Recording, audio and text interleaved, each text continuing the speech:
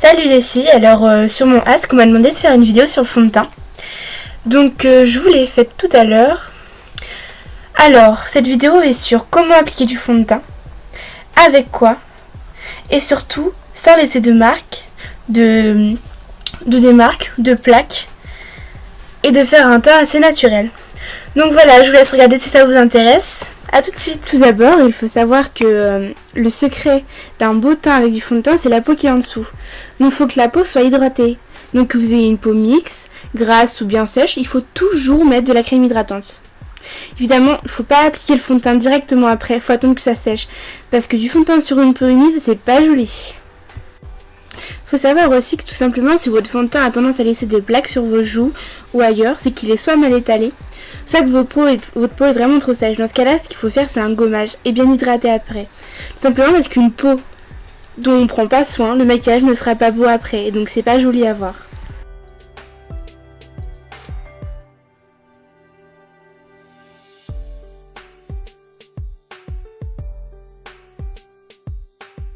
Donc je vais appliquer ma crème hydratante.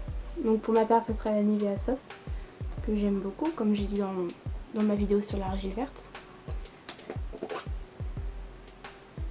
Alors comme j'ai pas la peau à tendance très grasse, j'en mets juste un petit peu.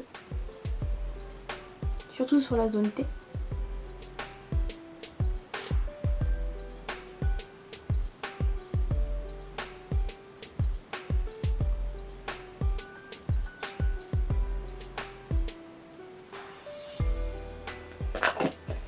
Donc maintenant je vais attendre que la crème sèche, parce qu'il ne faut pas mettre son fond de teint directement après.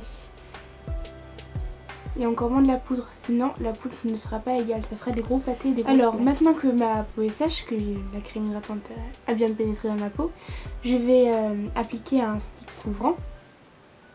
Donc celui-là il vient de pharmacie. Donc il est vert. Tout simplement parce que le vert cache le rouge. Donc je vais appliquer le correcteur sur les petites imperfections de ma peau. Donc les petits boutons, les zones rouges.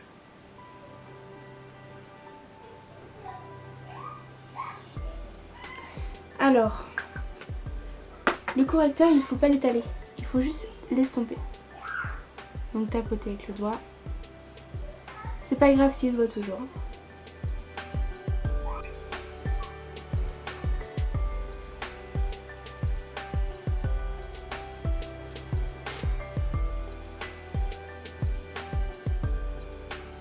Voilà, donc évidemment vous pouvez mettre de l'anti-cerne ou du correcteur normal. Moi j'ai choisi celui-là parce qu'on me l'a recommandé en pharmacie, donc le vert. Après vous pouvez évidemment mettre d'autres couleurs, donc du beige ou la couleur de votre peau. Je vais utiliser deux pinceaux, un plat et après un plus gros. Je n'aime pas étaler le fond de teint à la main ou à l'éponge, je trouve que ça fait plus de marques au pinceau. Tout d'abord, il faut toujours commencer par le nez. À chaque fois qu'on met du fond de teint, on revient au centre du visage.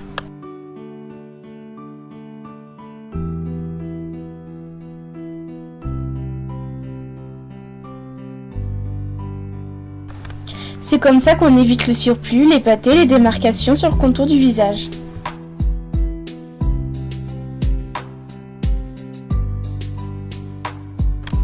De toute façon, en général, les imperfections et autres sont souvent situées au centre du visage, donc sur la zone T.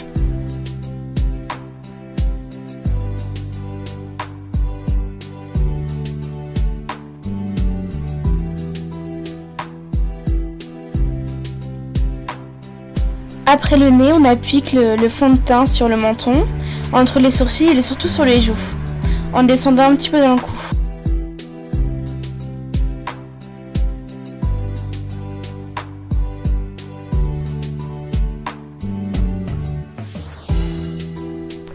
Il est important de toujours travailler sur des petites zones par petites zones, en ne mettant qu'un peu de fond de teint à la fois. Pour éviter toute trace de pinceau, il faut balayer en différentes directions.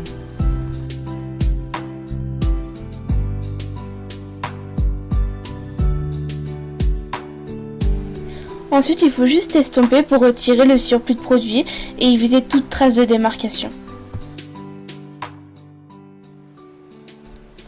Ensuite, je vais faire la technique du contouring.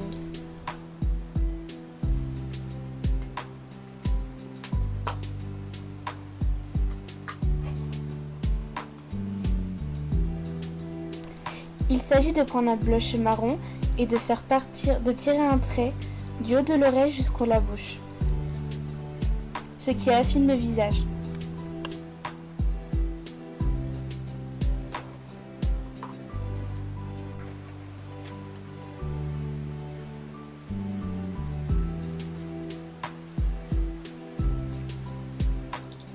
Ensuite, toujours avec le même blush, on va tout simplement tirer des traits sous le menton et le côté de la mâchoire.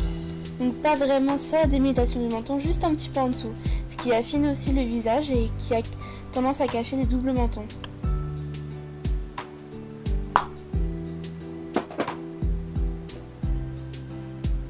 Ensuite, je prends un blush rosé pour tout simplement le mettre sur les pommettes. Vraiment un petit peu parce qu'il est assez foncé.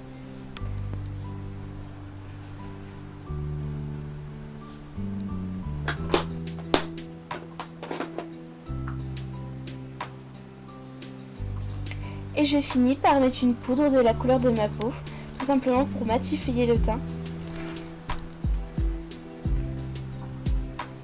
Et l'unifier aussi. Et éviter que les blushs soient trop forts et fassent trop de démarcation.